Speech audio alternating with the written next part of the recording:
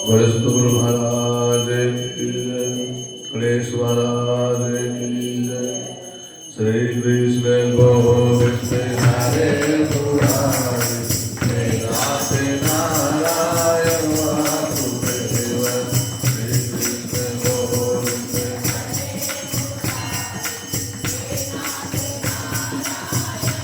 वासुदेव। पितृमात स्वामी सखा हमारे, पितृमात स्वामी सखा हमारे, हे नाथ नारायण वासुदेव। हरे मुरारी, हे नाथ नारायण वासुदेव, हे नाथ नारायण। बोले साचे दरबार आरती महात्म की, भगत मंडली की। कार्तिक मास महात्म में 28वां अध्याय। आज भी बहुत सुंदर कथा है कि उसने धर्मदत्त ने उन देवगुणों से फिर प्रसन्न किया कि जो जय और विजय थे, ऐसा उन्होंने कौन सा पुण्य किया था जिसे भगवान के द्वारपाल बन गए। भगवान विष्णु का रूप धारण करके उनके द्वारपाल हुए। गणों ने कहा, हे धर्मदत्त देव ब्राह्मण जी, हम आपको एक सुंदर कथा सुनाते हैं। प्राचीन काल में तृणबिंदु की पुत्री देवहूति से कर्दम ऋषि द्वारा केवल देखने मात्र से ही 2 सुंदर बालक उत्पन्न हुए। छोटे का नाम जय और बड़े का नाम अजय रखा। बाद में देवती गर्भ से कपिल मुनि का जन्म हुआ। जय और विजय दोनों ही भगवान विष्णु के परम भगत थे। प्रतिदिन भगवान की आराधना करते, दोनों धर्मात्मा थे। दोनों ही प्रतिदिन अष्टाक्षर और 12 अक्षर मंत्र का जाप करते थे। अष्टाक्षर मंत्र कौन सा है? ओम नमो नारायण, ओम नमो नारायण जो अष्टाक्षर है। ओम नमो भगवते वासुदेवाय ये 12 अक्षर है। एक में 8 अक्षर है, एक में 12 अक्षर है। इसलिए भगवान विष्णु का व्रत करते करते भगवान भी उन दोनों भाइयों पर बहुत प्रसन्न थे। नित्य पूजा के समय दोनों को दर्शन दिया करते थे। एक समय की बात है, राजा ने निमंत्रण पर देव ऋषि नारद सहित सभी गणों को अपने पास बुलाया। राजा के यज्ञ में पधारे। उस यज्ञ में जय ने ब्रह्मा और अजय ने पुरोहित बनकर के कार्य को संपन्न करवाया। यज्ञ विधि पूर्वक समाप्ति होने के पश्चात मरुत राजा ने जय और अजय को बहुत सारा धन दिया।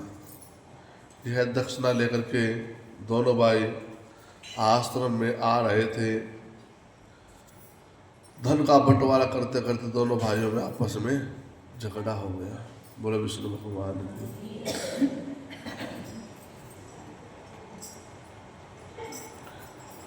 वही है ना, धन किसी का भी लड़ाई झगड़ा करवा सकता है। पैसा एक ऐसी चीज।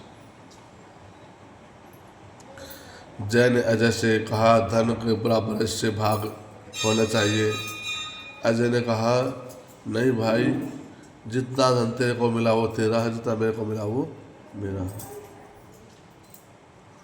धन उतना ही आपस में दोनों को प्राप्त हुआ।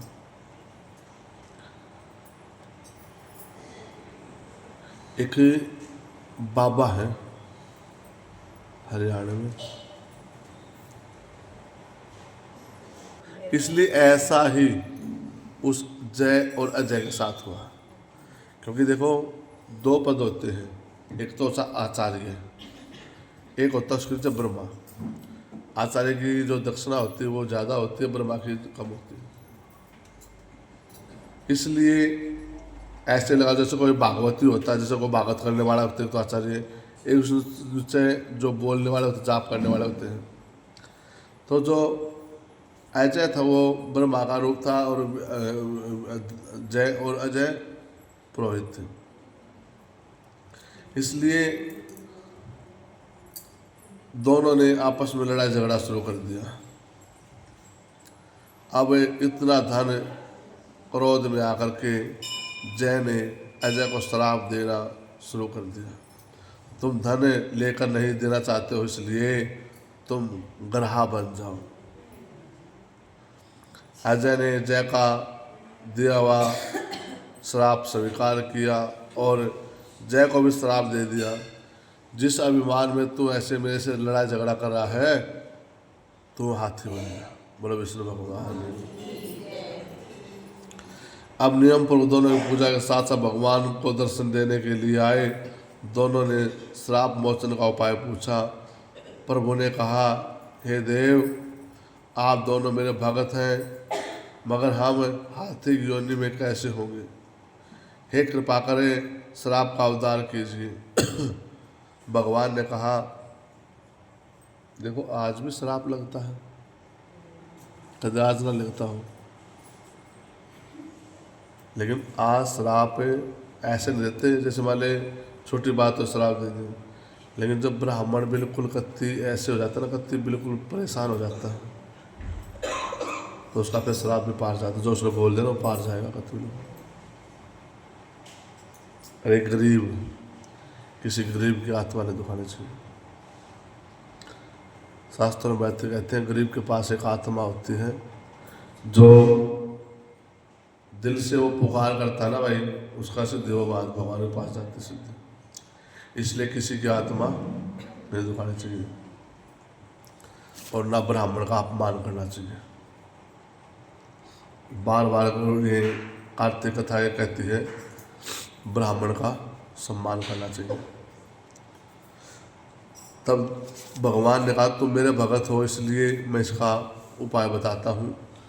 कभी मेरे भगत की कभी वाणी असत्य नहीं होती। जो मेरा मंत्र जाप करता है, जो उसने बोल दिया वो सब सत्य होता है। यमराज इसको अन्यथा नहीं कर सकते। पूर्व काल में मुझे दोनों भगत प्रहलाद के कहने पर, देखो प्रहलाद ने कहा था ना भगवान तय उस तय हेला का सुत है, क्या तेरा भगत इस खम्भे, तेरा भगवान इस खम्भे में भी है? और भगवान खम्भे में भी आ गई थी।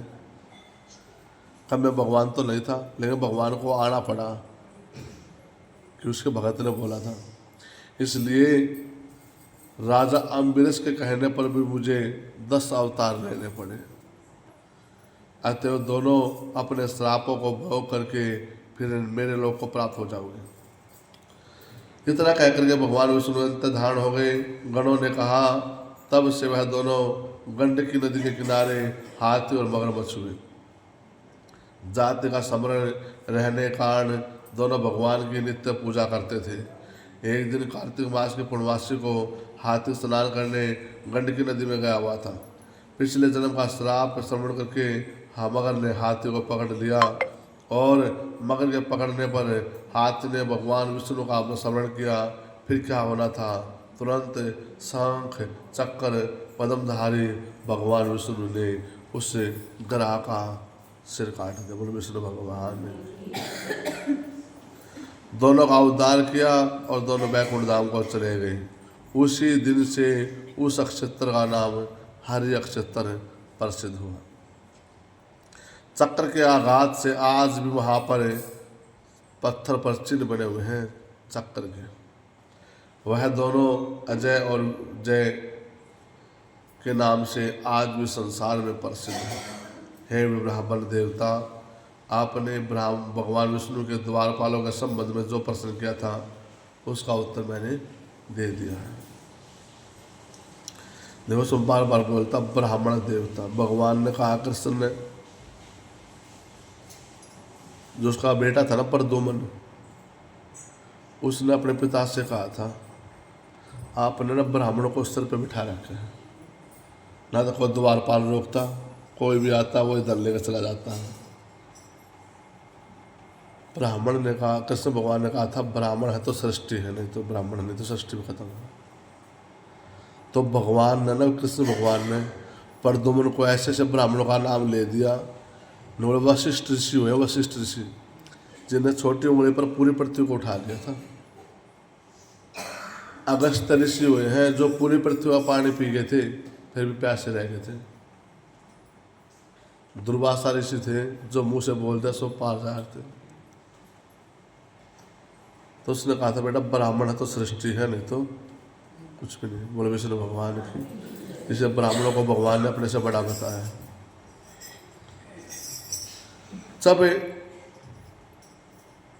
तुम भी ईर्ष्या और द्वेष को त्याग करके नित्य भगवान का भजन किया करो।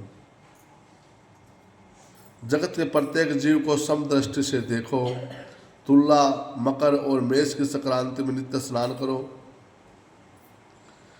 तुलसी वन की रक्षा करो। गौ की, ब्राह्मण की, वैष्णव की सेवा में तत्पर तैयार रहो। व्रतों करने वालों को मसूर, बैंगन, लाल मिर्ची कभी नहीं खाना चाहिए किसी व्रत में। हे धर्मदत्ते, ऐसा करने पर तुम शरीर त्याग करके मेरे पास ही आओगे। भगवान विष्णु को प्रसन्न करने वाले व्रत के समान अन्य कोई व्रत नहीं है। हे ब्राह्मण, तुम धन्य हो क्योंकि तुमने भगवान विष्णु को प्रसन्न करने के लिए अनेकों व्रत किए हैं, तप किए हैं, और जो तुमने आधा फल कल आपको दिया है ना अपने पुण्य का, उससे भी वो वैकुंठ धाम को चली गई है। हमें आपसे अति प्रसन्न है। नारद जी ने राजा पृथु से कहा, इस प्रकार धर्मदत्त को विष्णु का उपदेश देकर कलहा को साथ लेकर के विष्णु के जो पार्षद थे वो वैकुंठ धाम को चले गए। धर्मदत्त भी उनकी आज्ञा अनुसार नित्य भगवान की भक्ति में तल्लीन हो गया। और फिर जब धर्मदत्त ब्राह्मण का मृत्यु हुई तो अपनों दोनों स्त्रियों के साथ विष्णु लोक को चला गया। हे राजन, जो आपने प्राचीन काल का इतिहास सुना है, जो इस इतिहास को सुनता है, सुनाता है, भगवान की कृपा से उसे भी अंत में विष्णु लोक प्राप्त होता। बोलो विष्णु भगवान। श्री कृष्ण गोविंद हरे मुरारी, हे नाथ नारायण वासुदेव। श्री कृष्ण गोविंद हरे मुरारी, हे नाथ नारायण वासुदेव। बोल साचे दरबार की। कार्तिक मास महात्म में 28वां अध्याय संपूर्ण। बोल साचे दरबार की।